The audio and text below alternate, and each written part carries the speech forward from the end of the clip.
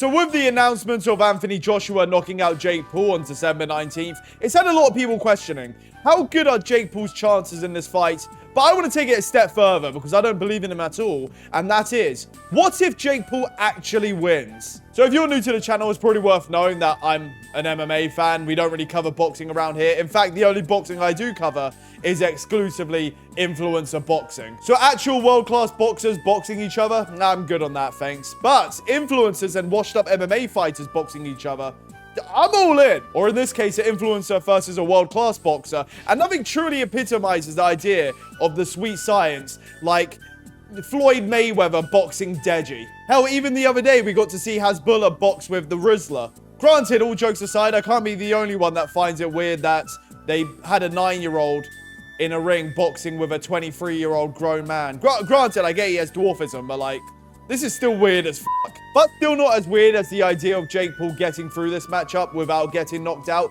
It feels like the boxing equivalent of playing Russian roulette. Though in this case, instead of 1 in 6 chances, the Magnum's fully loaded with extended mag. Because usually when it comes to these influencers boxing former world champions, it's usually when they're at the tender age of 57. Or it's when they're basically twice the size of them. I mean, seriously. If you took the skill out of the equation here, this looks like the size difference between Goku standing off against Frieza. So it made a lot more sense that the original fight was supposed to be against Gervonta Davis. But the fight being called off due to what seems to be Gervonta Davis's annual arrest. Thankfully though, Jake Paul clearing up this whole mess by saying, I didn't want to give this woman abuser a platform to grow his fans and to grow his bank account. My company champions women. I mean, I don't know if Jake Paul thinks we're stupid or he's stupid, but this isn't news. There's video footage of Gervonta Davis pulling up on women and putting his hands on them on YouTube over half a decade ago. And he's been charged for this before. And I know that Jake Paul knows this because he's even prepared a segment in the press conference to bring this up. Anybody that ever rocked a mohawk is a fucking clown. We all know this. Anybody rocked a mohawk. Name You want to see clowns? You want to see clowns? Gervonta, you're the fucking clown, buddy. You're the fucking clown, Gervonta. Any man who puts his hands on a woman is the clown. And then I really know that Jake Paul knows about this because he had to listen to Gervonta make his case for why that's not true, which just made it sound a whole lot worse. If I put my hands on females or anything like that, right? If I put my hands on females or anything like that, you know how many female, like, come on. It would be mad. You see how when I don't even want to bring up nobody thing what's the name about that, but P. Diddy, when things got like that, no, listen, when one female did a charge, it was mad females coming out. Right? So with Gervonta Davis out, Jake Paul trying to take the moral high ground, and Netflix already pumping millions upon millions into this event, it seems the pressure was on for Jake Paul to find a replacement that was good and find a replacement fast. And thankfully for all of us that have been wanting to see Jake Paul get knocked out, he sent a contract all the way to Francis Ngannou.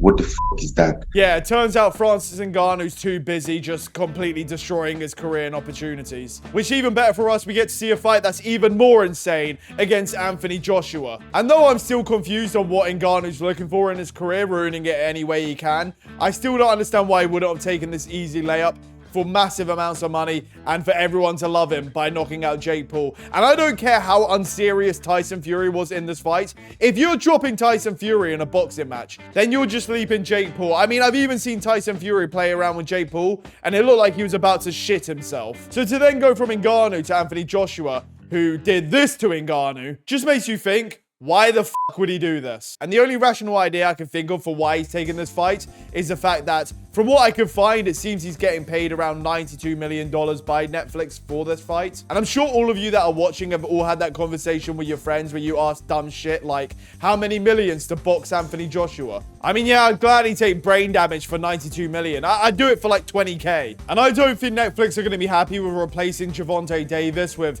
a Nate Diaz rematch, as much as Nate Diaz may love that. Who do you want to fight next? Maggots. Who do I want to fight next? I want to beat the fuck out of Jake Paul and Anthony Joshua, either one. Oh, shit. Yeah, you may think Nate Diaz is being delusional here, but, I mean, I'd take brain damage twice in one night for that kind of money. And as crazy as it seems that Jake Paul's actually going to be boxing Anthony Joshua, it doesn't seem as crazy as Netflix going from putting on murder documentaries to just putting it on as a live event. It's real. It's real. There's got to be some rules in place for Anthony not to. Dude, I don't think there's rules. Come on. I swear to God. Did I see the fight being worked on December 19th in Miami? Yeah. No. Do you know which fight I'm talking about? No. Fair enough. Oh, Jesus. That's a fucking bad idea. That's a bad idea. But let me tell you what. A lot of people will watch that one. Will you watch it? Sure. You know what everybody's tuning in for on that one. I think everybody's going to get what they've finally been waiting for. And so with this probably being the most anticipated mismatch in boxing since Johnny Knoxville and Butterbean, and with nobody giving Jake Paul a chance in this fight, the saddest part about him potentially winning is if he does win this fight, I don't think anyone would believe it. You can even so easily find people already thinking this fight is rigged from the beginning, because for whatever reason, people just don't think Jake Paul can win boxing matches against the likes of YouTubers and MMA fighters and mid-boxers. Because even if he did rig his fight, I don't understand why he would script himself losing a decision loss to Tommy Fury of all people. Or when Tyron Woodley nearly punched him through the ropes and then people thought it was rigged because Woodley didn't follow up on it. No, that's just basically vintage Woodley. So yeah, Jake Paul is decent. It's just, you know, not really going to be enough against Anthony Joshua, where he has no advantage whatsoever other than the fact that he's kind of younger than him. Whilst Anthony Joshua was becoming a gold medalist in the Olympics and winning titles in boxing, Jake Paul, I guess, was doing this. And as someone that's never thought Jake Paul fights were actually rigged, it's just people get upset by the results. Even if he does beat Anthony Joshua by any way possible, I would start raising an eyebrow, I'm not going to lie. You don't even have to do any kind of analysis of this fight. You can just look at the body language alone. I mean, the man can't even look him in the eyes without mentally preparing himself first. And if the mogging itself wasn't funny enough, this bit was my personal favorite by Anthony Joshua, just giving him the side eye. And only made funnier when in comparison to his face-off with Gervonta Davis, where he was farming emotes on him, towering over him and patronizing him. And fair enough, I'm not a body language expert. It's not usually something I'd look at, but like in this case, it just is funny. And also interesting with the fact that a lot of people are trying to break down if they even think Jake Paul actually believes in himself. And as you may or may not already know, men on average do overestimate their fighting abilities by 400%, which I still don't think is enough for Jake Paul here. But who knows? In some cases, it's not about the actions and the words they say. And I don't even know what the fuck I'm saying. I'm just trying to see what Jake Paul has to say about all this. When you're manifesting all the positive thoughts and you have doubts that come in your mind, what do you do to fend those off? Yeah, so I look at the negative thoughts like a car on a highway passing, and I acknowledge the thought because you don't want to be too crazy, but then you just let it pass. And if it's a thought that you can let motivate you, then you pull it in, you pull the car in, and you put it into your pocket, and then you got some motivation in your pocket. But otherwise, you can just let the cars go past on the freeway, and then you bring in the positive thoughts. What the fuck is this guy talking about? Turns out with Jake Paul making basically Luke Rockhold level of analogies, and to be fair, hitting some hard lines like I'm ready to die. I've heard many fighters say this before.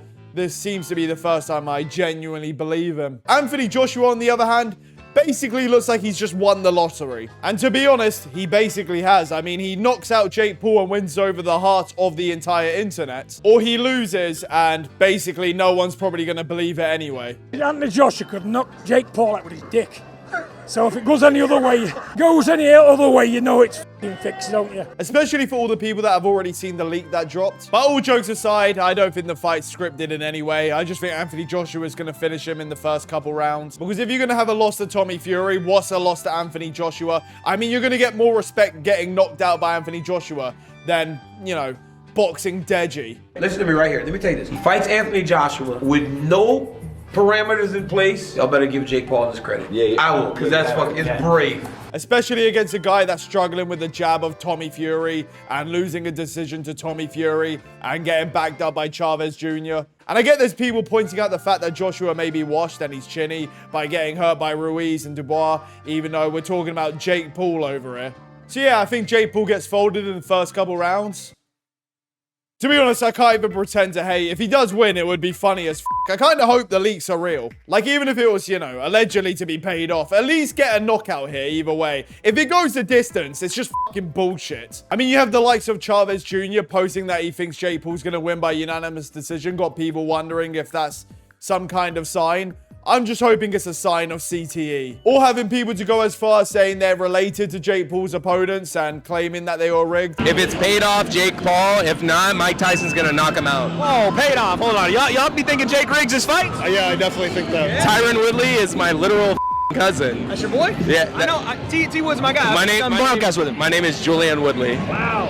Hey, you got a message to T Wood? So I know for a fact that got paid to take a fall, to take the nod. Though Woodley coming out and saying that this man is basically yapping out of his ass. If you're just listening to this in the background, I usually read the tweets out, but you know, there's I can't really do that with this one. And I know there's a lot of people that like to cope over Jake Paul fights. I didn't think they'd go as far to pretend they're related to their opponents just so they can make these claims. It's kind of insane. Granted, we're talking about the same people that also thought a 60-year-old Mike Tyson would show up like he's prime Mike Tyson, as if he wasn't actually getting knocked out like 30 years ago. I really don't understand what people thought a 60-year-old Mike Tyson could do, honestly. The man was walking with a cane. You know, I don't get it. But regardless of all that, and the fact that Anthony Joshua and Jake Paul are two separate men with two first names for their whole names, and the fact that Francis Ngannou's been working overtime to help out Anthony Joshua by giving him a nice highlight reel KO, and then passing up the easiest layup he's going to get offered to him against Jake Paul for the most amount of money he's going to make in his career to help out Anthony Joshua in a tough time right now. I'm going to be going with Anthony Joshua to win in the first couple rounds, finishing Jake Paul, which should be funny as f***. And if not, I guess Jake Paul somehow wins, which would be funny as f***. And of course, we got the co-main event of Tyron Woodley versus Anderson Silva, which also should probably be funny as f***. Sign up to my boy's YouTube channel. That is JG2. And for those who don't, you can do me a favor and you can bend the knee to King Triple C2.